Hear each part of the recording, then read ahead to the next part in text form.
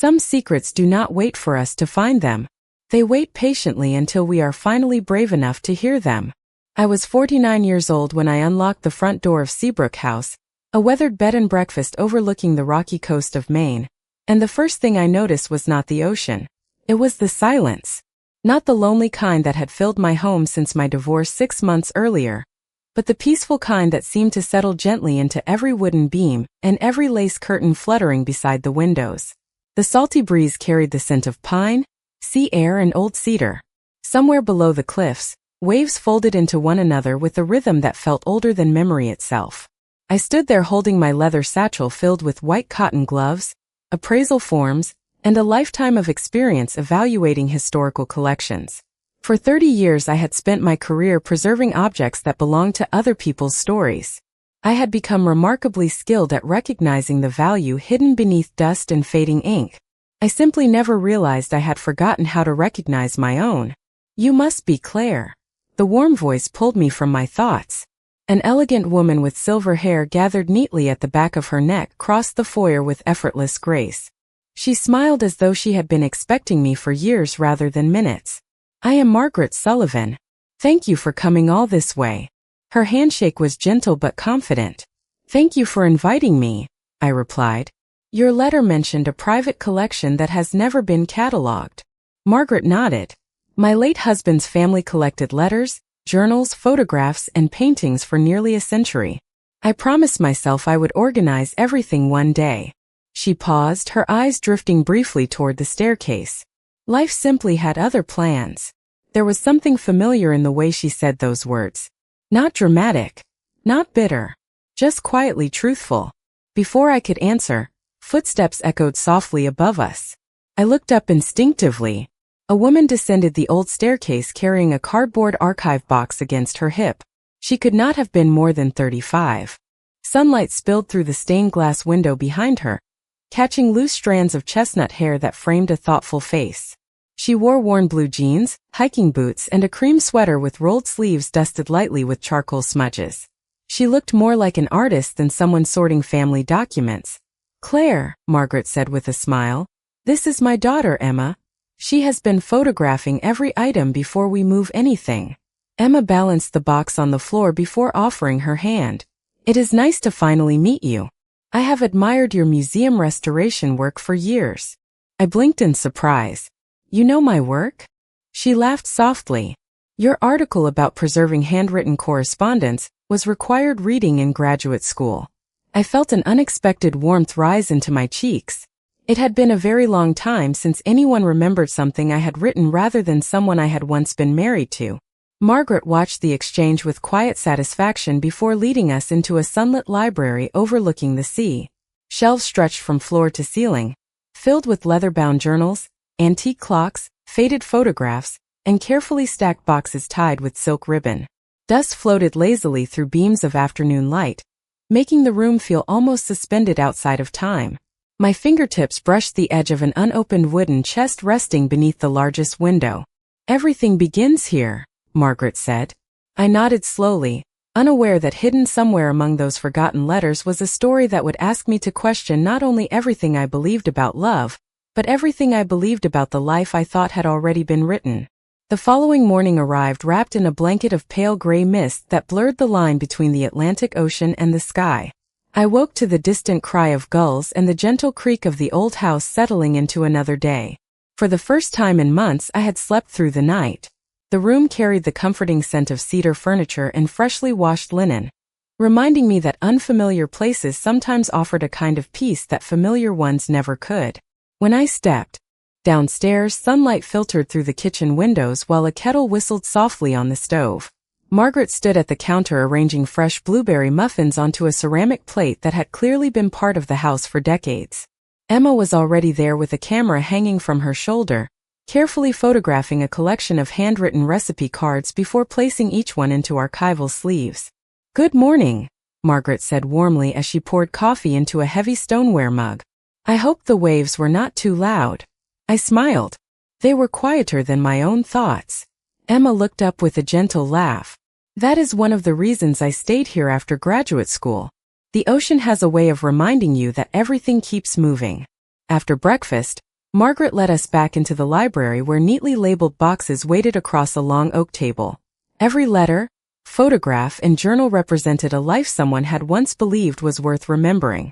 Emma explained her process as she adjusted the lighting for another photograph. She spoke with the calm confidence of someone who genuinely loved preserving memories, rather than simply documenting objects. Every few minutes she asked thoughtful questions about paper quality, ink preservation, or dating old photographs.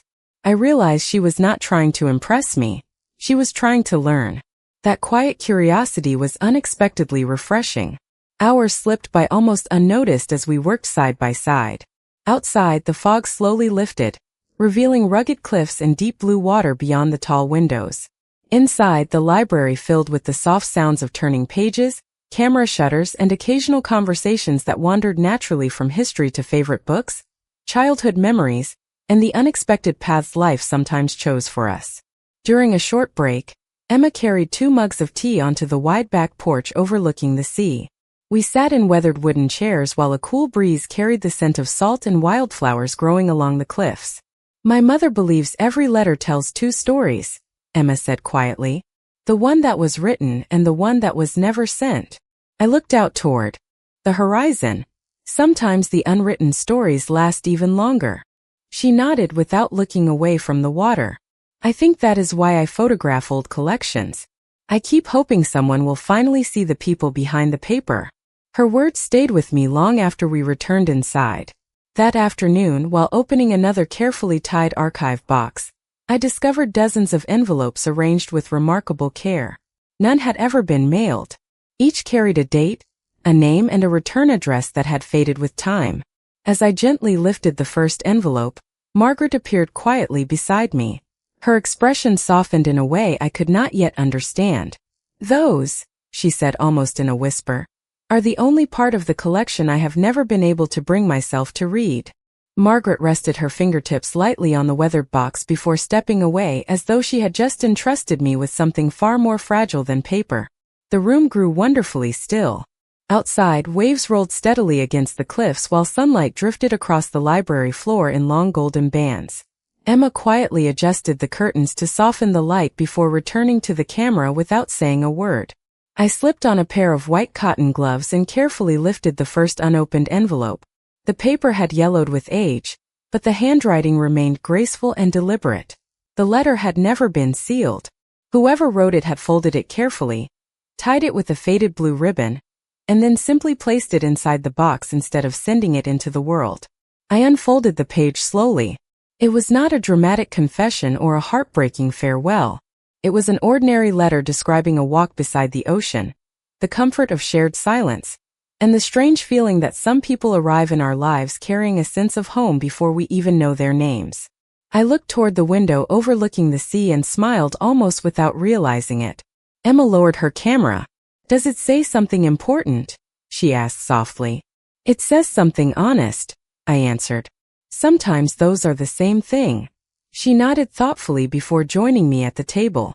We spent the next several hours opening letters one by one, documenting every page before placing each into protective archival sleeves.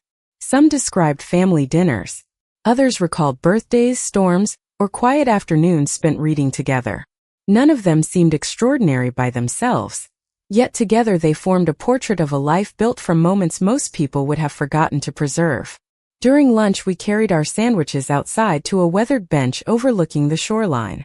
The tide had begun to retreat, revealing smooth gray stones glistening beneath the afternoon sun. Emma skipped a small pebble across the water before breaking the comfortable silence. "My mother always says memories become heavier when we carry them alone." I watched another wave reach the shore. "Your mother has a remarkable way of turning simple sentences into something that stays with you." Emma laughed gently. "She has been doing that my entire life." We lingered outside longer than we intended, speaking about books, photography, museums, and the unexpected freedom that sometimes arrived after life forced us to begin again. I found myself answering questions I normally avoided. I told her how difficult it had been to rebuild my routines after my marriage ended, how strange it felt to introduce myself without mentioning someone else's name beside my own, and how I had almost declined Margaret's invitation because I believed I had already reached the chapter where nothing meaningful happened anymore. Emma listened without interrupting. When I finally finished speaking, she looked toward the endless horizon before quietly saying, "I do not think life measures us by the chapters we have finished. I think it waits patiently to see whether we are willing to turn one more page." Her words lingered with me all afternoon. As evening settled over the house, Margaret invited us into the sitting room where an old stone fireplace filled the air with gentle warmth. She carried a small wooden box that looked even older than the letters upstairs. Resting it carefully on the coffee table, she smiled with quiet hesitation. "There is one collection I never placed in the library," she said. "I promised myself I would only open it when the right person finally arrived." Before I could ask what she meant, she lifted the lid. Inside lay dozens of black and white photographs, and resting on the very top was the unmistakable image of a young woman who looked astonishingly like my own mother. For several long seconds I could not speak. The young woman smiling from the photograph had my mother's unmistakable eyes, the same gentle expression I remembered from childhood, and the same habit of tilting her head ever so slightly whenever someone pointed a camera in her direction. My heart seemed to pause somewhere between memory and disbelief. Margaret carefully lifted the photograph from the box as though she had repeated that gesture 1,000 times in private before allowing anyone else to witness it. Emma looked from the picture to my face, quietly recognizing the resemblance without saying a word. "When was this taken?" I finally asked. Margaret turned the photograph over. A faded date and a location were written neatly on the back. 28 years earlier. Seabrook Harbor. I slowly lowered myself into the chair beside the fireplace, unable to look away from the image. "My mother never told me she had been here," I whispered. Margaret nodded with a thoughtful sadness. "There are many things we never tell the people we love. Sometimes we believe we are protecting them. Sometimes we are only protecting ourselves." The fire crackled softly while evening shadows stretched across the wooden floor. Outside, a cool breeze stirred the wind chimes hanging from the porch, filling the silence with gentle notes that drifted through the open window. Margaret opened the box a little farther. Beneath the photographs rested journals, pressed wildflowers, and carefully folded maps marked with handwritten notes. Everything had been preserved with extraordinary care. "Your mother visited every summer for several years," Margaret explained. "She loved the coastline, the old lighthouse, and this house. We spent countless afternoons walking the cliffs and talking about the lives we hoped to build."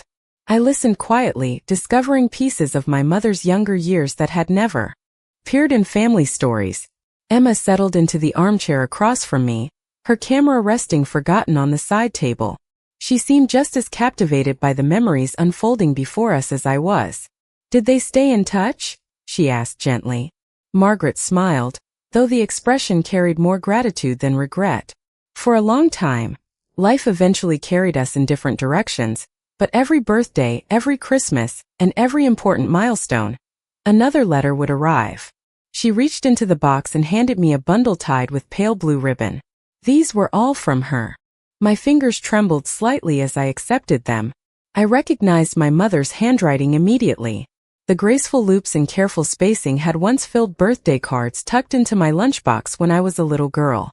I swallowed hard before placing the bundle back into the box unopened. "I cannot read them yet," I admitted. Margaret gave a reassuring nod. "You do not have to. Some memories ask for patience." Emma rose quietly and walked toward the window overlooking the ocean. The last light of day shimmered across the water, turning every wave into a ribbon of silver. "The weather forecast says a coastal storm is moving in tonight," she said. "The roads may close by morning." Margaret looked toward the darkening horizon before smiling softly. "Then it seems the house will be keeping us together a little longer." I glanced from the gathering clouds outside to the quiet warmth inside the room. For reasons I could not explain, the approaching storm no longer felt like an inconvenience. It felt like another page of a story neither of us had expected to find, patiently waiting for all three of us beneath the same roof. The rain arrived shortly after midnight, tapping gently against the old windows before growing into a steady rhythm that wrapped the entire house in quiet isolation. By sunrise, the ocean had disappeared behind a curtain of mist, and the narrow coastal road leading back to town had been temporarily closed. Margaret looked out through the kitchen window while stirring oatmeal on the stove and smiled with surprising calm. The sea enjoys reminding us that some journeys cannot be hurried. I poured myself a cup of coffee and stood beside her.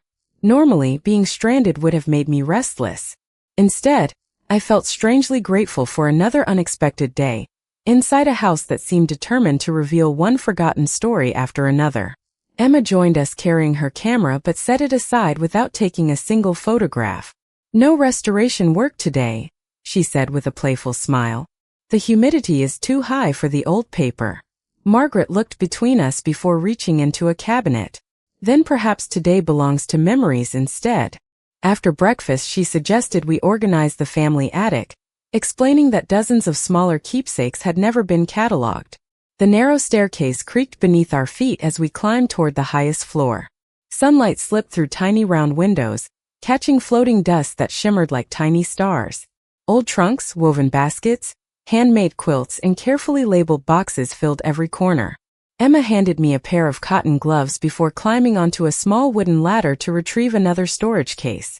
"Careful," I said instinctively. She looked down with an amused smile. "I have been climbing around this attic since I was 12. That does not stop me from worrying." The words escaped before I could soften them. For a brief moment, neither of us spoke. Emma's expression grew unexpectedly gentle. "Thank you," she replied quietly before continuing her work.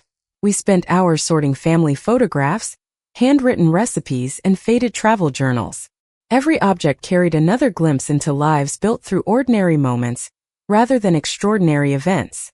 At one point, I found an old music box wrapped in linen. When I opened it, a delicate melody filled the attic with soft notes that seemed to slow time itself. Margaret closed her eyes as she listened. "Your mother loved that song," she said. "Whenever she visited, she always asked me to wind it one more time before she left." I looked toward the tiny brass mechanism turning inside the box. "She never mentioned it." Margaret smiled with quiet understanding. "Some memories become too precious to explain. We simply carry them." Later that afternoon, the electricity flickered before quietly going out altogether. Emma laughed as she gathered several lanterns from a nearby shelf. "It happens every few storms." Together we carried the lanterns downstairs, their warm glow transforming the old house into something timeless. Without television, computers, or bright lights, conversation came naturally. Margaret shared stories about raising Emma after losing her husband, about learning that healing often arrived slowly, and about discovering that love could change shape without ever truly disappearing. I listened more than I spoke, yet I noticed Emma occasionally looking toward me whenever her mother described choosing hope after heartbreak. There was no awkwardness in those glances, only quiet understanding.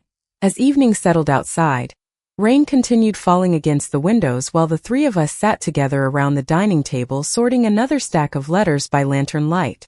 The world beyond the house had disappeared into darkness, but inside, surrounded by fading ink, warm tea, and gentle conversation, I realized that the distance I had spent months placing between myself and everyone else had begun to disappear almost without my noticing. The storm finally began to soften sometime after dawn, but the roads remained closed until engineers could inspect the narrow bridge leading into town. Margaret accepted the delay with the quiet patience of someone who had spent a lifetime learning that nature kept its own schedule. Emma, however, smiled as though the unexpected extension of my stay felt like an unexpected gift. After breakfast, she suggested we continue organizing the last group of storage trunks in the small carriage house behind the inn. Wrapped in rain jackets, we crossed the damp stone path together, while the scent of wet pine drifted through the cool morning air. Tiny droplets clung to the wildflowers lining the garden, catching the light whenever the clouds briefly parted. The carriage house was smaller than the main building, but every shelf carried another forgotten piece of family history. Framed paintings leaned against rough wooden walls. Old travel cases sat beneath. Work tables covered with faded maps. Emma carefully unlocked one final cedar trunk before stepping back. "This one belonged entirely to my mother," she said. "She has never let anyone catalog it." Margaret appeared quietly in the doorway, carrying 3 steaming mugs of tea. She looked at the unopened trunk for a long moment before setting the mugs aside. "Perhaps today is the right day," she said softly. She knelt beside the trunk and lifted the lid with remarkable care. Inside rested neatly folded scarves, pressed flowers, concert programs, and several journals tied together with pale blue ribbon. Beneath them lay a small wooden frame holding another photograph of my mother and Margaret standing together beside the very lighthouse I had admired on my first evening in town. They looked impossibly young, smiling into the wind as though the future held nothing but endless summers. Margaret picked up the frame and gently brushed away a thin layer of dust. "She always insisted we stand on this side," she said with a quiet laugh. "She believed the afternoon light was kinder there." I smiled despite the ache growing in my chest. That sounded exactly like my mother. Emma watched us both with thoughtful eyes before opening one of the journals. A pressed sprig of lavender slipped onto the table, carrying the faintest trace of its fragrance after all these years. Tucked between the pages rested another folded letter. Margaret recognized it immediately but made no move to stop me. "You should read that one," she whispered. I unfolded the fragile paper with slow, careful hands. The letter was written by my mother years before I was born. She described meeting someone who made ordinary conversations feel unforgettable, someone whose kindness had quietly changed the way she looked at the world. There was no dramatic declaration, no promise of forever, only gratitude for having known a soul who reminded her to live honestly. When I reached the final line, my eyes filled before I realized I was crying. "Thank you for teaching me that the bravest hearts are often the quietest." I lowered the letter and looked toward Margaret. She did not hide from my questions. She simply met my eyes with calm acceptance. "Your mother gave me many beautiful memories," she said. "We encouraged each other to become the women we hoped to be, even after life carried us along different roads. We never stopped wishing one another happiness." Emma reached across the table and gently rested her hand over mine, offering comfort without interrupting the moment. I looked down at our hands for only a heartbeat before looking back at Margaret.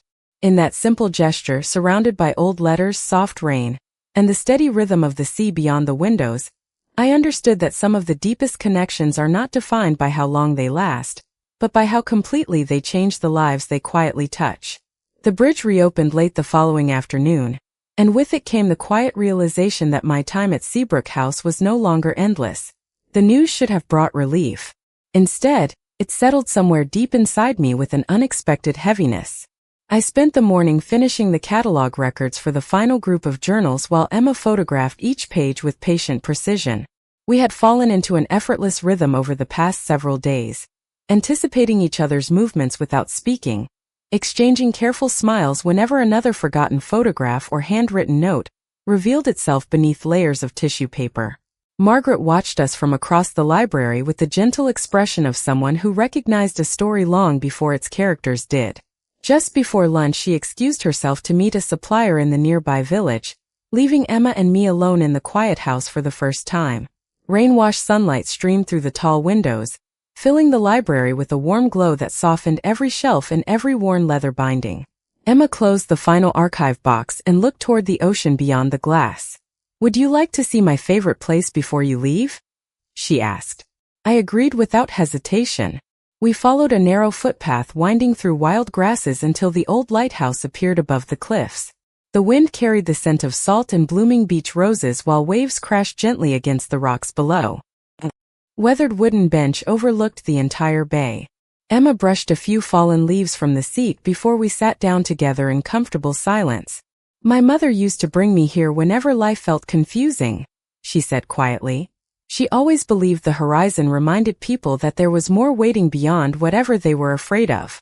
I smiled as I watched a sailboat move slowly across the water. My mother believed something similar. She used to tell me that hope was easiest to find near open water. Emma turned toward me with quiet surprise. Maybe that is why they understood each other so well. The thought lingered between us. I found myself wondering how many conversations our mothers had shared in this very place, how many dreams they had spoken aloud while looking at the same endless ocean. "Can I tell you something honest?" Emma asked after a long pause. "Always." She folded her hands together before speaking. "When my mother told me you were coming, I expected to meet an accomplished curator. I did not expect to meet someone who would remind me that beginning again can still look graceful." Her words caught me completely off guard. For months I had measured myself by everything I believed I had lost.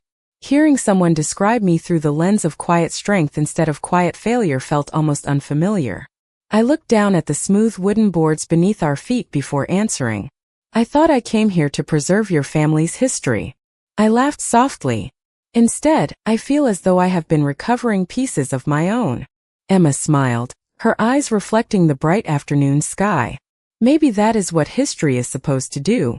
We remained there until the sun began lowering toward the horizon, talking about books we loved, places we still hoped to visit, and the strange courage it sometimes took to choose happiness after disappointment. Neither of us tried to define what was growing between us. There was no need. It lived quietly in shared conversations, thoughtful pauses, and the growing certainty that being understood could feel as comforting as coming home. As we walked back toward the inn, Margaret stood waiting on the front porch. She held a single cream-colored envelope in her hands and looked at me with calm determination. "Claire," she said gently, "there is one letter left. I have waited more than 20 years to place it in the right hands, and I believe today is finally that day." The envelope felt surprisingly light in my hands, yet the weight of the moment made it seem impossible to open. Margaret watched me with quiet patience, never urging me forward. Emma stood beside the porch railing, the evening breeze lifting a few loose strands of her hair while the last light of the day painted the ocean in soft shades of gold and blue. I carefully unfolded the single sheet inside. The handwriting belonged to my mother. There was no date, no address, only a few carefully chosen sentences. "If you are reading this one day, it means life carried us farther apart than either of us expected. Do not spend your years wondering whether every unfinished story is a tragedy. Some people arrive to change the direction of your heart, even if they are never meant to remain beside you forever. I hope my daughter grows into someone who chooses courage over fear." I lowered the letter slowly, unable to speak.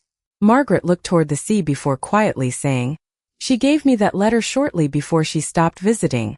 She asked me to keep it until I believed you were ready to understand it." My eyes filled with tears that carried more gratitude than sadness. "Why now?" I asked. Margaret smiled gently. "Because I finally see the same quiet hesitation in you that I once saw in her. I did not want another generation to mistake fear for wisdom."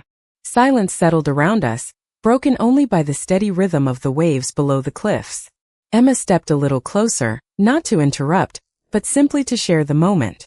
I folded the letter carefully and slipped it back into the envelope. "My mother never talked about this part of her life," I whispered. Margaret nodded. She believed protecting the people she loved meant carrying certain memories alone. Looking back, I think we both misunderstood what strength really was. We remained on the porch until the stars slowly appeared above the water. Later that evening, after dinner, Emma asked if I would join her for one last walk along the shoreline before my departure the following morning. The tide had retreated, leaving smooth sand that reflected the moonlight like polished glass. We walked side by side without rushing, our footsteps disappearing almost as quickly as they appeared. "Do you know what I keep thinking about?" Emma asked quietly. I shook my head. "Your mother's letter," she continued. "She hoped you would choose courage over fear. I think she was hoping that long before either of us met." I smiled faintly. Courage sounds much simpler when someone else says the word. Emma laughed softly. "That is probably because we rarely recognize our own." We stopped near a cluster of weathered rocks where the waves rolled gently onto the shore. The lighthouse beam swept across the water in slow, steady circles. "When you leave tomorrow," Emma said, "I do not want you to promise anything you are not ready to promise." I turned toward her, surprised by the tenderness in her voice. "Then what should I promise?" She looked out toward the horizon before answering. "Only that you will not close the door on the life you are finally beginning to rediscover." Her words settled into the quiet night with remarkable clarity. I realized she was not asking me to stay. She was asking me not to disappear back into the version of myself that believed every meaningful chapter had already been written. As we began walking back toward the warm lights of Seabrook House, I understood that the hardest decisions are rarely about choosing another person. They are about choosing whether we will finally allow ourselves to become the person we have been quietly waiting to meet. Morning arrived wrapped in clear blue skies, as though the storm had quietly carried away every lingering uncertainty with it. The ocean stretched endlessly beyond the cliffs, calm and bright beneath the early sunlight. I finished packing my suitcase slowly, folding each sweater with far more care than necessary because leaving no longer felt as simple as arriving had. Downstairs, the familiar scent of fresh coffee and warm blueberry muffins drifted through the house. Margaret stood by the kitchen window arranging wildflowers into a small glass vase, while Emma carried another archive box into the library. For a moment I simply watched them from the doorway, realizing how naturally this place had become part of my daily rhythm. Margaret noticed me first and smiled with the quiet warmth that had greeted me on my first afternoon. "Before you leave," she said, "there is one last thing I would like to show you." We walked together into the library where every journal, photograph, and letter had finally been carefully catalogued. The long oak table that had once overflowed with forgotten history now stood neatly organized beneath the morning light. Resting in the center was a freshly framed photograph of my mother and Margaret standing beside the lighthouse, both smiling into the wind with unmistakable hope in their eyes. Beneath the frame was a small brass plaque. "Some stories do not end. They become the courage someone else needs." I felt my throat tighten as I read the words. Margaret gently placed her hand over mine. "Your mother helped me believe that love leaves us stronger than fear, even when life chooses a different path." I wanted this collection to remind people of that, not of what was lost. I nodded, unable to find words worthy of the moment. Emma quietly handed me a flat package wrapped in brown paper. Inside was a beautifully printed album containing every restored photograph, every preserved letter, and every journal we had catalogued together. Tucked into the final page was a single photograph she had taken only 2 days earlier. It showed the two of us standing near the lighthouse, looking toward the ocean instead of the camera. Neither of us had known the picture was being taken. "I thought you should have one memory that belongs entirely to your own story," Emma said softly. I smiled through grateful tears. "Thank you." We carried my suitcase onto the front porch where the morning breeze carried the familiar scent of salt and pine. My car waited at the end of the gravel drive, ready to take me back to the life I had temporarily left behind. I looked toward the ocean one last time before turning back to Emma. "I spent years believing that beginning again belonged to younger people," I admitted quietly. "Now I think it belongs to anyone willing to open the next door." Emma's smile was gentle and certain. "Then promise me one thing." "What is that?" "Do not wait for another storm before you come back." I laughed softly, feeling lighter than I had in years. "I promise." Several weeks later, after returning home, I accepted a new position leading a historical preservation initiative that allowed me to travel, teach, and restore forgotten collections across the country. Every few days another letter arrived from Seabrook House, sometimes from Margaret, sometimes from Emma, each one describing another discovery tucked inside an old drawer or another sunrise over the lighthouse. Those letters slowly became part of my everyday life, not because they asked me to live in the past, but because they reminded me to keep choosing the future. By autumn I found myself driving back along the same winding coastal road, not because I was searching for unfinished memories, but because I finally understood where my heart felt most honest. Emma was waiting on the porch exactly where I had first met her, smiling with the same quiet kindness that had welcomed me months before. This time neither of us needed to wonder whether another chapter was possible. We simply walked toward one another side by side, carrying everything we had learned without carrying the weight we no longer needed. I have come to believe that the greatest gift another person can offer is not permission to become someone new, but the gentle reminder that the truest version of ourselves has been waiting patiently all along. Sometimes love does not arrive to change who we are. Sometimes it arrives to help us remember.